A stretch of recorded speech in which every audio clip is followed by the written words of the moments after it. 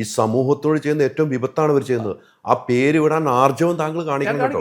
ഞാൻ ഒരിക്കൽ കൂടെ കാത്തിരിക്കരുത്, ആ പേര് ഉടൻ വിടണം. അത്രേ വർഗീയത ഉള്ളവർ തലപ്പത്തിരുന്നിട്ട് ഈ സമൂഹത്തെ തമ്മിൽ തല്ലിക്കുകയാണ് അല്ലേ. ഒരു ജാനകി ഒരു അബ്രാഹും, അല്ലെങ്കിൽ ഒരു മുഹമ്മദും ഒരു ജാനകിയും അല്ലേ. അപ്പൊ അവരെന്ത് വർഗീയത ഇട്ടുകൊണ്ടാണ്. താങ്കളെ പോലെ ഒരു BJP അനുഭാവിയാണ് അല്ലേ.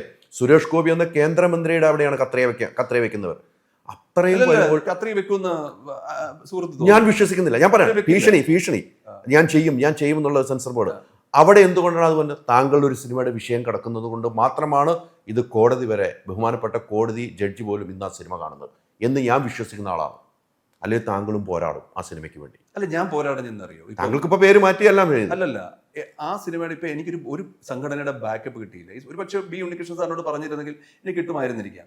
ഈ പറയുന്ന എൻ്റെ ഒരു പ്രൊഡക്ഷൻ സൈഡ് അത്ര വലിയ ഹെവി പ്രൊഡക്ഷൻ സൈഡ് ഒന്നുമല്ല. ആ സിനിമ മാത്രമാണ് എൻ്റെ.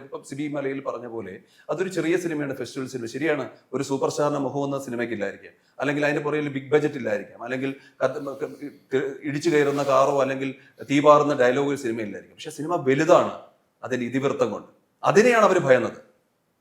ആ സിനിമയെ ഭയക്കുന്നുണ്ടായിരുന്നു അവർ. ആ സിനിമ സമൂഹം കാണരുതെന്ന് അവർക്ക് ഭയമുണ്ടായിരുന്നു.